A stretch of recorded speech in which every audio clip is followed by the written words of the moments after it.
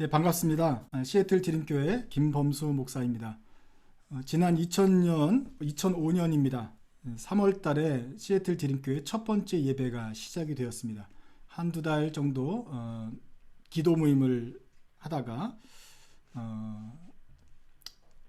3월 첫째 주에 개척 설립 예배를 드려야겠다라고 생각을 했습니다.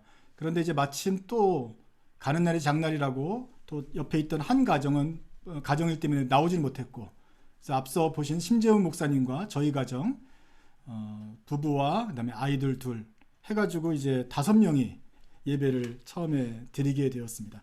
뭔가 설립 예배하면 좀 더 왁자지껄하고 많은 사람들이 모여서 축하해주면서 시작하고 싶었겠지만, 그러나 이 5명이 모여서 믿음의 발길을 내딛었습니다. 그렇게 된 지 벌써 16년이 지났습니다. 그동안 함께 하신 하나님께 감사합니다. 투싼 드림교회도 같은 그런 두려움이 있었을 것입니다. 그렇지만 믿음의 발걸음을 지난 2년 동안 신실하게 걸어왔습니다. 시애틀이나 투싼이나 여러분들이 함께 참여하셔서 하나님 나라를 교회를 이제 세워가고 계신데요. 얼마나 어색하셨습니까? 교회에 와보니 성도들도 작고 목사님도 너무 젊고 어린 것 같고, 이 교회가 뭔가 기반이 있는 것 같지도 않아 보이고, 그 속에 있는 내막은 어떤 것인지 알아가기엔 시간이 많이 걸리니 이 처음에 겉으로만 판단할 수밖에 없는데, 겉으로 보기에는 우리가 모였을 때는 너무 힘이 없는 것 같다. 5명이 모여서 찬양을 한다고 생각해 보십시오. 애들 둘 빼고 나면 어른들 셋인데 그 중에 한 명만 삑사리를 내도 이 찬송 이 시간에 막 웃음이 키득키득 거릴 수밖에 없는 상황이 되는 것이죠. 그것이 어색한 것입니다. 왜냐하면 우리는 신앙생활을 할 때 보통은 300명, 500명, 1000명 이런 곳에서 신앙생활을 하지 않았습니까? 거기서는 찬양 안 하면 멋있습니다. 1000명이 노래를 부르면 대충 불러도 이 소리가 하나님께로 향하여 가는 그런 느낌이 받습니다. 제가 참석했던 가장 큰 예배 규모는 3만 명이었습니다. 3만 명이 모여서 예배 드릴 때는 앞에서 앉은 사람과 뒤에서 앉은 사람이 끝이 보이지 않을 정도로 구름같이 허다한 무리가 모여들었고, 그 사람들이 다 같이 자리에서 하면 우르르 소리가 나옵니다. 땅이 흔들리며 찬송을 동시에 부르는데 손을 다 같이 놀고 들으며 정말 천사가 임재한 것 같은 느낌을 받습니다. 그런데 우리는 5명이 시작을 했습니다. 얼마나 어색했어요. 저도 어색했고 여러분도 지금도 어색할 것입니다. 제가 처음에 신앙생활하던 80년대와 그리고 90년대 그 한국의 모습은 굉장히 역동적이었고 한마디로 많았습니다. 그도 그럴 것이 70년대생 그 2차 베이비붐 세대들과 주일학교 교사들을 맡고 있었습니다. 그리고 80년대에 태어난 또 3차 베이비붐 세대가 주일학교를 가득 메꿨습니다. 그러니 교사도 바글바글하고 어린이들도 바글바글했습니다. 웬만한 교회는 주일학교, 여름성경학교 할 때 300명 모이는 게 우습지도 않았습니다. 제가 처음에 주일학교 선생님을 시작할 때는 여름성경학교에 학생들이 많이 몰려들었는데 교회에 수용할 수가 없었어요. 그래서 제가 배정된 반은 애들을 데리고 와서 교회 상가 건물 복도에서 제가 가르쳤습니다. 복도에 계단에 한 층 3명씩 앉혀놨으니까 그 대학교에 가기 전에 대학교에서 보셨던 그 계단식 강의실을 제가 상가교회에서 구현을 했던 것입니다. 그 당시에는 500명 정도 되는 교회는 그저 동네 작은 교회였습니다.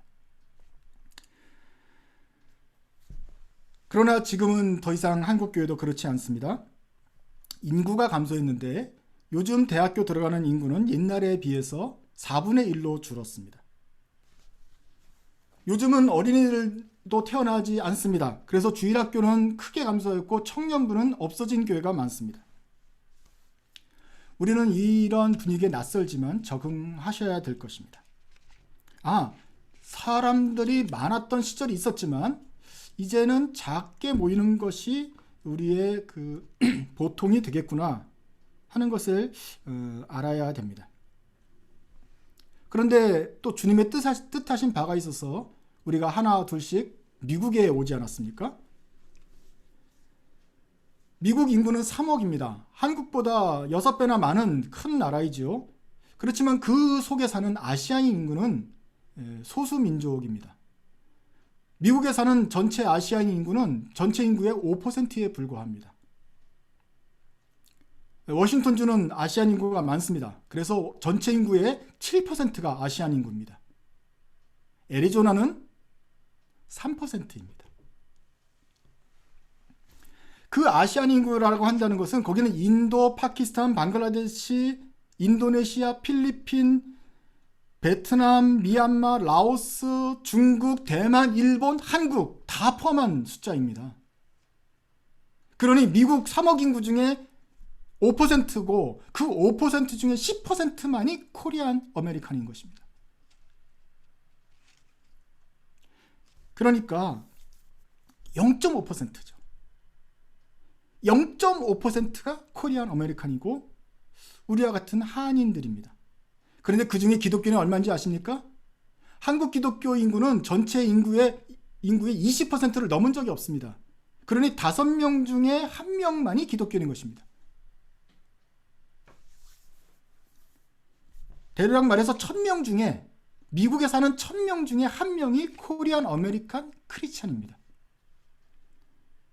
여러분들 보면서 왜 투싼에 이렇게 사람들이 없어? 전도할 사람도 없고 믿음이 신실한 사람, 하나님을 찾는 사람들이 어디 있나? 어디긴 어디 있으니까 여기 있죠. 다 온 게 이겁니다. 시애틀에 신실하고 좋은 사람들 다 여기 지금 화면에 나타나 있습니다. 1000명 중에 1명이니까요. 게다가 그나마도 한국에서 오는 이민 인구가 줄고 있지 않습니까?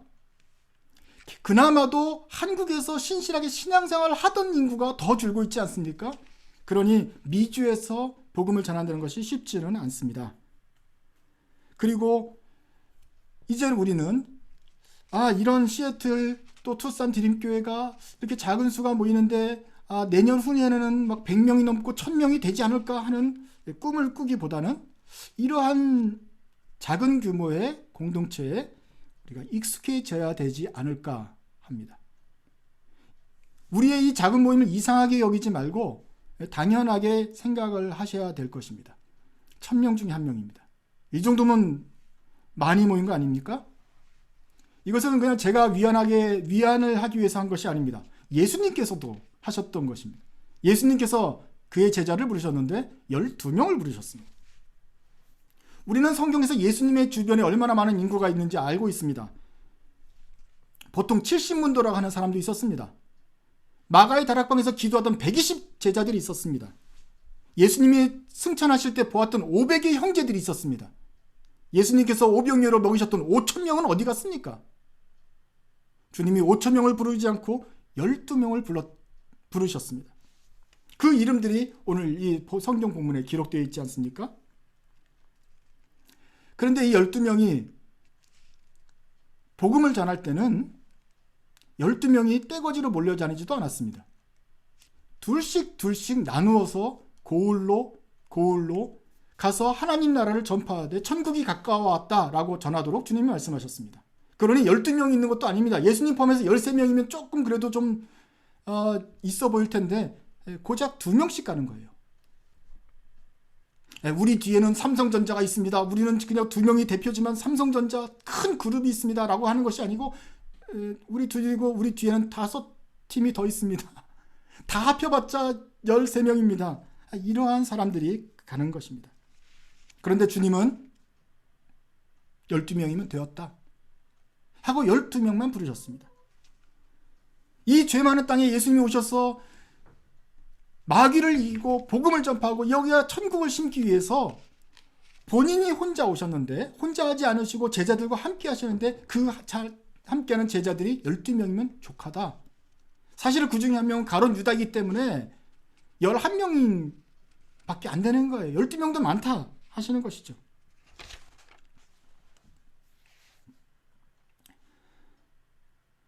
예수님께서 혼자 오셨다가 12명을 부르시고 이 12명을 통하여서 세계 곳곳으로 퍼져나가서 교회를 심고 복음을 전하고 하나님 나라를 일구어가는 것, 이것이 주님의 전략이었습니다.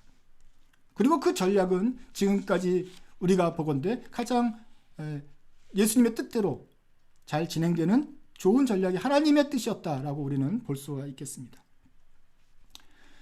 시애틀 진입교회가 그렇게 한 2가정 그리고 청년 1명 이렇게 시작을 했을 때도 전략이 있었습니다. 우리의 전략은 이것이었습니다. 한 뜻을 품은 공동체를 시애틀 지역 여러 곳에 세워서 이 지역의 영적인 흐름을 바꿔가며 하나님 나라를 세워가자. 여러 사람들 수백 명을 한 곳에 불러 모으기보다는 우리 목회팀이 9시에 가서 예배 드리고 또 다른 지역으로 올리니까 11시에 예배 드리고 정말 우리를 또 요구한다면 또 1시에 또 우리가 옮겨가서 예배를 드리고 하면서 교인들을 섬기고 복음을 전하자. 그러면 성도들도 전도할 때 야 우리 교회 가자 1시간 정도 차 타고 가야 되는데 하지 않고 자기 동네 꼭 지역 요소마다 복음을 전하게 되니까 얼마나 복음을 더 쉽게 전할 수 있겠는가. 하나님께서 우리에게 복을 주셔서 우리 교회가 한 500명으로 성장하게 된다면 500명 성도가 그저 한 교회에 모이기 위해서 또 건물 찾고 주차장 문제 해결하고 그런 걸로 신경 쓰지 말고 차라리 100명짜리 100명이 모이는 공동체 4곳을 동서남북에 세우자.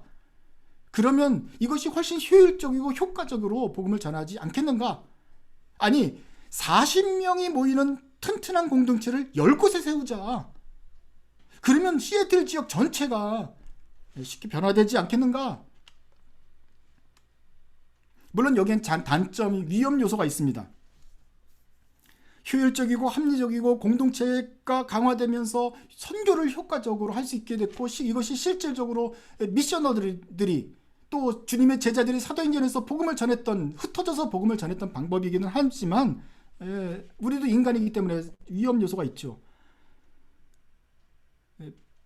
한마디로 프랜차이즈 하는 거 아니냐? 우리들만의 왕국 드림교회라는 브랜드를 내세워서 의수되면서 교만하려고 그러는 거 아니냐? 우리는 이렇게 작게 흩어지지만 다 모으면 한 10,000명 된다 막 자랑하려고 그러는 거 아니냐? 나는 그 교회 다니는 장로다 뻐기려고 할 수 있지 않겠습니까? 이게 무슨 본사와 지사와의 관계처럼 갑을관계로 형성되고 그렇게 될 수도 있겠지요. 그렇지만 저는 그렇게 되지 않는다고 믿었습니다. 왜냐하면 제 마음을 제가 알기 때문에 우리 참석한 우리들의 마음의 속에서도 이러한 삿된 마음이 없다는 걸 알기 때문에 그렇습니다. 순수한 마음이 있었습니다. 하나님께서 주시는 그 복을 하나님의 복음을 중심으로 생각하는 태도 그리고 우리가 겸손하겠다. 우리는 하나님이 많은 교인들을 모아줘도 교만하지 않을 것이라는 생각이 있었고 높아지지 않겠다. 주님께만 영광을 돌리겠다는 생각이 있었습니다. 과연 주님께서는 우리 선한 마음을 아시고 우리의 기도를 받아주셨을까요?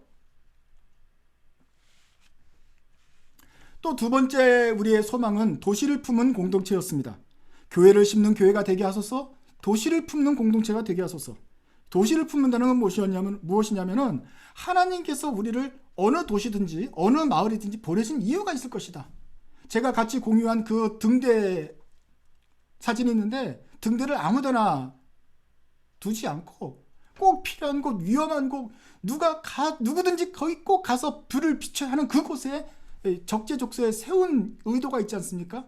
마찬가지로 하나님께서 우리를 미국으로 보내셨고 미국 그 도시에 우리를 심으신 데에는 그저 우리끼리 모여서 잘 먹고 잘 살고 재미있게 살라고 으쌰으쌰 하면서 살라고 보내신 것이 아니고 우리가 속한 그 동네가 우리를 통해서 복음이 전파되고 그 잃어버린 양들이 주님께 돌아오는 그 중개인이 되도록 우리를 부르신 것이 아니냐. 그렇다고 한다면 우리끼리 모여서 우리 교회만 돌아보는 것이 아니고 이웃을 돌아보고 이웃의 필요를 알고 채워주도록 노력하고 그들을 위해서 기도하도록 우리가 보내신 것이 아니냐. 그래서 우리는 시애틀을 품기로 했습니다. 그 조그만 사람들이 모여서 어떻게 시애틀을 품기로 마음을 결정했습니다. 우리끼리만 놀지 말자. 그래서 우리가 속한 교단 CRC 크리스천 리폼 처치가 있는데 일단 우리가 속한 CRC 교회들 미국 교회들과도 연계하고 자주 모이자. 그분들하고도 같이 배울 거 배우고 또 가르쳐줄 건 가르쳐주면서 서로 이웃이 되자 하면서 잘 못하는 영어이지만 서로 같이 교제하고 예를 들면 우리가 부활절 때는 미국 CRC 교회와 연합해서 예배도 드리고 이렇게 했습니다. 그러니 이제 미국 교단에서도 한인들이 먼저 손을 내밀어서 접근하니 고마워하고 좋은 친구들이 될 수 있었습니다. 만약에 우리가 12명밖에 안 됐기 때문에 도시를 품지 못한다고 한다면, 나중에 하나님께서 우리에게 복을 주셔서 더 많은 사람들을 보내주셨을 때 120명이 되었을 때도 120명이 모여서도 우리는 120명밖에 되지 못하기 때문에 도시를 품을 수가 없다 라고 말할 것입니다. 만이 1200명이 되어서도 도시를 품지 못하고 이웃을 돌아보지 못하고 자기끼리만 모일 밖에 못하고, 주님께서는 12명도 둘씩 짝져서 동서남북으로 보내셨는데 그렇게 흩어질 줄을 모르는 1200명의 무능한 기독교인이 모이는 그저 집단이 될 것이 아니겠습니까? 그 외에 우리가 하나님 말씀을 잘 배우자, 그리고 주님의 제자가 되자는 꿈을 품고 이러한 교회를 심는 교회 되게 하소서, 도시를 품은 공동체 되게 하소서, 제자를 함는 제자 되게 하소서, 말씀에 쓰는 성도가 되게 하소서 기도했습니다. 과연 주님께서 들으실까요? 주님께서 들으셨을까요? 지난 16년을 돌이켜볼 때 주님의 대답은 아주 명백한 것 같습니다. 이제는 말할 수 있습니다. 주님은 저희 기도를 들으셨습니다.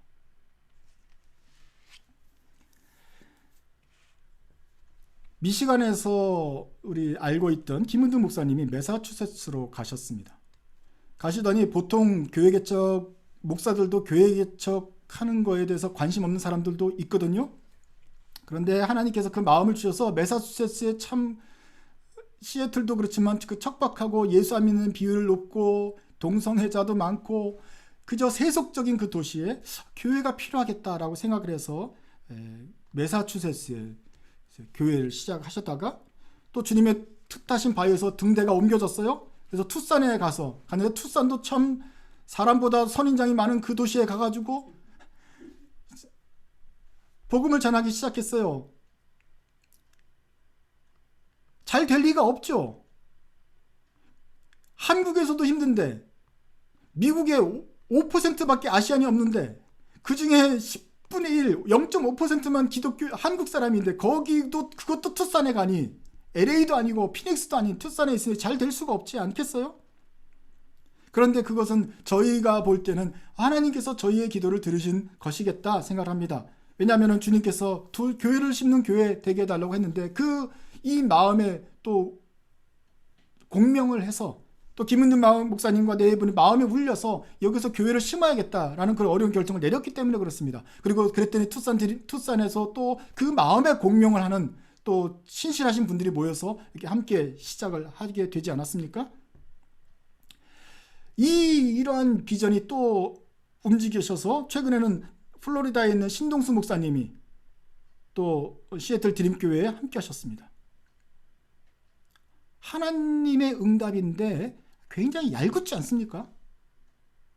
시애틀은 저쪽 서북미 코너에 있는 조그만 도시입니다. 그랬더니 저쪽 맨 밑에 투싼에서 어디 이름도 들어보지 못했던 도시에서 또 모인다고, 맨 밑에 멕시코 국경 밑하고 캐나다 국경에서 이렇게 둘이 있습니다. 그랬더니 플로리다에서 또 왔는데 저쪽 끝에 있는 플로리다 저 반도 끝에서 함께 한다 그럽니다. 제가 원했던 건 이거 아니거든요. 시애틀 가까운 곳에 한 10군데가 있으면 가는 곳마다 우리 아는 사람들이 만나고, 이런 사람들이 한 10명씩 가끔가다 모이면 얼마나 힘도 나고 그러지 않겠습니까? 예전에 2005년에 교회가 설립이 되고 나서 우리 이제 막 유학생들이 많이 왔었어요. 유학생들한테 섬기고 복음을 전하고, 특별히 조기 유학생들이 많아서 뭐 부모를 떠나서 혼자 있는 그 유학생들이죠. 영적이고 감정적인 필요를 채워주고 복음을 전하는데 한 얘가 한 2-3개월 있으면 이어폰을 빼요, 예배 시간에. 그러면서 이제 복음의 집중을 설교의 시간에 듣기 시작하는 그런 일들이 많이 있었습니다. 유학생들은 한번 왔다가 또 다 가잖아요. 5년 동안에 한 300여 명 정도가 저희 시애틀 드림교회를 거쳐갔습니다. 2006년도에는 여기서 1시간 정도 떨어진 브레머튼이라는 항구 도시에 또 유학생들이 있는데 거기 한인교회가 없어요. 그래서 시애틀 드림교회 그 브레먼튼 공동체가 최초로 첫 번째 브랜치로 설립이 된 것입니다. 그래서 각자 예배를 드리다가 한 달에 한 번은 그쪽에서 일로 오고 아니면 그 다음 달에는 우리가 그쪽으로 배 타고 넘어가고 하면서 연합 예배를 드리고 있었던 적이 있었습니다. 그렇게 해서 이제 브레먼튼 유학생들이 떠나기 전까지 그렇게 함께 교회를 싣는 교회를 할 수가 있었고, 지금은 그것이 확장되어서 이렇게 미국 전역이라고 말하기는 못하고 미국 그 가장 그 구석탱이에 있는 교회들이 같이 모여서 하고 있는 것이죠. 그러니까 결론은 주님은 우리의 기도를 들으신다. 그러나 우리의 방법이 아닌 주님의 방법대로 우리가 원하는 곳이 아닌 주님이 원하시는, 주님이 필요하신 곳에 교회를 세우신다 하는 것을 듣게 됩니다. 한국 교회에도 이 CRC 교회를 세웠으면 좋겠다는 비전이 제게 10수년 동안 있었습니다. 기도하는 결과 심재영 목사님이 문산에서 개척을 하시면서 CRC에 가입을 하기로 문을 두드리셨고, 그 결과로 서울 클러스터가 발족을 했습니다. 한국에 우리 서북미 지역 CRC 노회가 시범적으로 한국의 목사님들 안수해서 한국의 CRC에 좋은 것을 나눠주자. CRC 우리 교단이 북미주 개혁교회가 세계에서 가장 좋은 교단은 아니지만 좋은 교단 중에 하나이고, 목사 장로 임기제 혹은 또 교회들이 그 수평적으로 권한을 위임하고 서로 그 질서를 잘 따라가는 좋은 전통이 있으므로 이것을 한국교회에 소개를 하면서 좋은 충격을 줄 수 있겠다. 그렇게 하면 한국교회 몰락이 좀 늦어지지 않겠나 하는 그런 마음을 품고 있어서 심재훈 목사님과 함께 서울 클러스터 사역을 시작을 했습니다. 그래서 서울 클러스터는, 서울이라는 말은 한마디로 상징적인 의미죠. 한국에 있는, 전역에 있는 목사님들이 모여서 함께 CRC의 그 소수의 목사님들이면 일단 한번 CRC를 소개하는 그런 모임을 갖자. CRC 교회가 개척이 된 것이죠. 그랬더니 여기에 또 몇몇 분들이 공감하셔서 동참을 하셨습니다. 그런데 참 얄궂게도 이름은 서울 클러스터인데, 첫 번째로 심재웅 목사님은 서울에서 2시간 올라가야 되는 파주 문산에서 참여하셨고, 두 번째 목사님은 그 반대편인 분당에 계시고, 또 한 세 번째 목사님은 부천이라고 또 서울 서남부에 있는 도시에 있고, 네 번째 권 목사님은 또 동북쪽에 있는 양주에 있고, 서울 중심부로부터 모두 다 1시간씩 다 떨어진 구석탱이에서 무슨 이건 짠 것처럼 동서남북 코너에서 이렇게 부르시더란 말입니다. 좀 그게 같이 붙어 있으면 훨씬 더 재밌을 텐데, 이 모일 때마다 양옆에서 2시간씩 차 타고 내려와야 되니 이게 쉽지 않습니다. 그래서 제가 내린 결론은 이것입니다. 주님이 우리 기도를 들으실까요? 우리 마음을 아시고 하나님의 선교로 쓰임받기 원하는 우리의 그 소망을 아시고 들으셨을까요? 그렇습니다. 주님이 이렇게 말씀하십니다. 가라, 전하라, 교회를 심어라, 너의 삶을 바쳐라. 그렇지만 그 방법과 시기와 장소는 내가 정한다. 너희가 혹시라도 교만하거나 혹시라도 잘못된 여지는 다 없애주겠다. 내가 지시한 땅으로 가라. 우리는 주님의 제자로서 예라고 대답할 수밖에 없는 것입니다. 우리는 그래서 마치 망망한 바다를 지키는 외로운 등대처럼, 그렇지만 신실한 등대지가 되어서 주님께서 원하시는 곳이라면 어딘지 가서 있으면서 거기에서 부르신 사명을 다할 것입니다. 그것이 12제자를 부르신 주님의 뜻이고 12제자가 그 뜻을 알고 행했던 삶과 같은 것입니다. 우리가 서 있는 곳은 1000명 중에 1명 기독교인이 있는 아주 척박한 곳이지만 우리는 그곳에서도 사명을 다할 것입니다. 한국인, 히스패닉, 중국 사람, 어떤 사람이 막론하고 우리의 빛을 골고루 전파하면서 지나가는 배가 있든지 없든지, 파도가 치든지 말든지 우리에게 맡겨진 사명을 다하는 등대지기가 될 것입니다. 그 소명이 얼마나 숭고합니까? 예수님의 제자가 됐다는 것이 얼마나 큰 감격입니까? 그런데 여기에는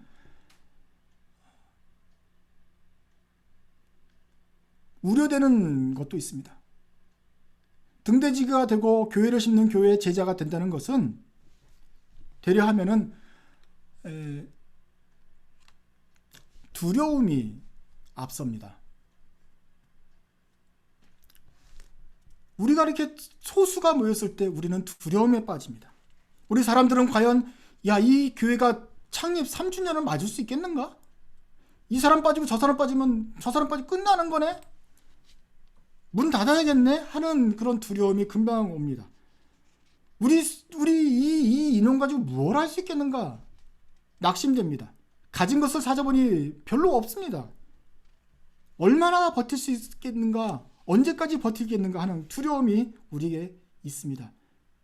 주님께서 맡겨주신 사명은 큰데 우리에게 펼쳐진 것은 많은데 가진 것이 적으니 두렵습니다.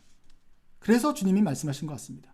마태복음 10장 31절에 두려워하지 말라. 너희는 많은 참새보다 귀하니라. 바로 이 말씀이 12제자들에게 부르시면서 이방인의 길로 가지 말고 사마리아의 고을에 들이지 말고 오히려 이스라엘의 잃어버린 집에 잃어버린 양들에게로 가라. 가서 전파하여 말하되 천국이 가까웠다. 병든 자를 고쳐주며 죽은 자를 살리며 나병 환자 깨끗게 하고 귀신 쫓아내고 천국의 임했음을 보여주라 하면서 말씀하신 것입니다. 그런데 너희들은 두려워하면 안 된다. 두려워할 것 같다. 그러니 두려워하지 말아라. 12명이 가는 것도 아니고 둘씩 가니 둘이 얼마나 외롭겠습니까? 그러니 두려워하지 말아라. 너희는 참새보다 귀하지 않느냐. 모든 것을 입히고 채우시는 그 참새도 입히시는데 너희들은 참새보다 귀하다. 두려워하지 말아라. 하나님께서는 우리가 선교하고 소수로 모여서라도 신실하게 섬기는 것을 기뻐하십니다. 그리고 동시에 우리들의 속사정도 아십니다. 두려워할 걸 아세요. 그래서 예수님께서 말씀하십니다. 두려워하지 말아라 나의 제자들아. 그러면 여러분은 모일 때마다 줌 화면에 몇 사람이 모이지 않는 것을 볼 때, 그리고 쫙 피면은 옆으로 화살표도 나오지 않아서 그냥 한 화면에 다 나오는 이 모습을 볼 때 두려워할 필요가 없다. 주님이 12제자와 함께 줌을 해도 요 정도 모였을 것이다. 그리고 주님은 12명 가지고도 충분했다.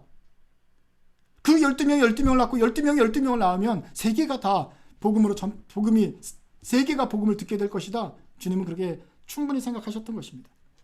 그러므로 두려워하지 마십시오. 계속해서 주님이 하시는 말씀은 그 제자들을 영접하는 사람들에 관한 말씀입니다. 너희를 영접하는 자는 나를 영접하는 것이고 나를 영접하는 자는 나를 보내시는 이를 영접하는 것이다. 선지자 이름으로 영접하면 선지자의 상을 받을 것이다. 의인의 이름으로 너희를 영접하면 그 사람은 의인의 상을 받을 것이다. 제자들 중에 제자에게 물 한 잔만 갖다 줘도 내가 그 사람을 잊지 않겠다. 그 사람의 결단코 상을 잃지 않겠다. 이 말씀은 무슨 말씀입니까?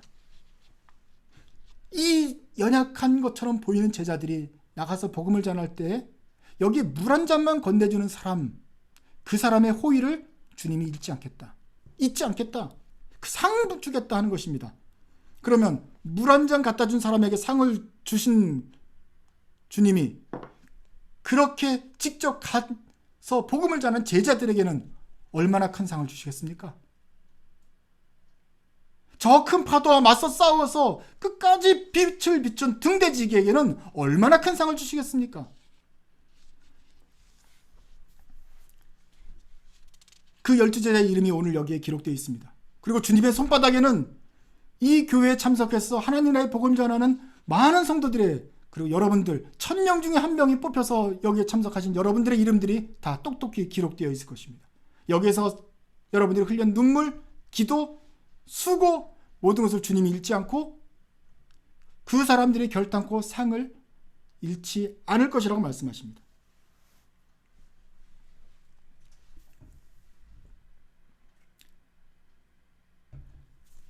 하나님께서 우리를 충성되게 여기셔서 이 자리로 부르셨습니다. 우리가 원래 지원한 것도 아니고 계획한 것도 아니지만 주님이 어떻게 미국으로 부르셨고 어떻게 투싼과 시애틀로 부르셨고 어떻게 이 교회로 부르셔서 하나님 나라의 큰 선교에 참여하게 하셨습니다. 그리고 주님이 우리를 그 12제자로 부르셨습니다. 주님께서 우리에게 충성을 기대하고 계십니다. 주님이 이렇게 충성되는 자들을, 모든 사람들의 이름을 기억하고 있습니다. 그래서 오늘 우리는 시애틀 드림교회 16주년과 투싼 드림교회 2주년을 맞고 또 기뻐하지만 또 다음 주일부터 또 뚜벅뚜벅 소수가 모여서 걸어가야 될 것입니다. 마치 예수님의 제자들이 둘씩 짝지어서 또 다음 마을로 갔던 것처럼 우리는 걸어갑니다.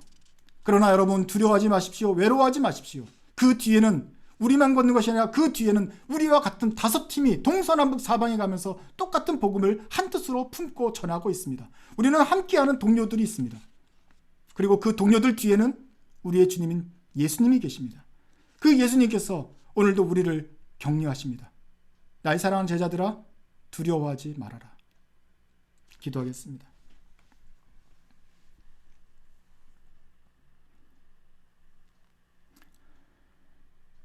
하나님, 부족한 제자들, 불순하고 육적인 제자들을 주님께서 충성되게 여기셔서 오늘 이 자리로 불러주신 그 은혜에 감사합니다.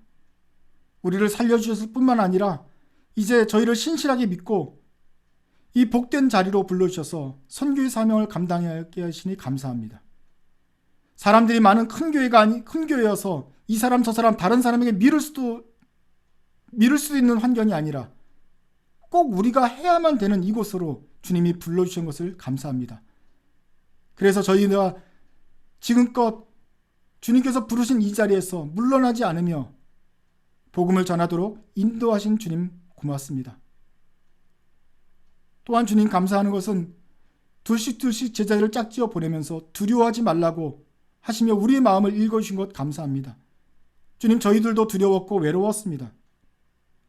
서울에서, 시애틀에서, 투싼에서 또 각지 흩어져 있으면서 저희는 이 작은 인원들이 무엇을 할 수 있을까? 과연 하나님께서 우리의 삶을 기뻐하실까? 의심했습니다.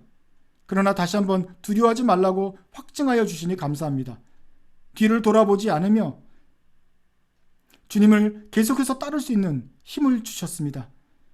주님, 우리 사랑하는 우리 형제 자매들과 함께 이 길을 끝까지 걸어갈 수 있도록 계속 지켜주십시오. 우리의 미래가 두려운 것이 아니라 하나님 나라가 확장되는 것을 더 신경 쓰는 저희들을 되게 하여 주옵소서. 우리가 기도한 대로 교회를 심는 교회, 또 도시를 품은 공동체가 되어서 주님께서 원하시는 방식으로, 원하시는 곳에서 원하시는 일들을 잘 수종드는 주님 따르는 제자들 되게 하여 주옵소서. 또 계속해서 기도하는 것은 저희를 통하여서 또 많은 제자들이 생산이 되고 자라나서 주님의 복음이 필요한 자들에게 주님의 하나님 나라 복음이 전파되도록 인도하여 주옵소서.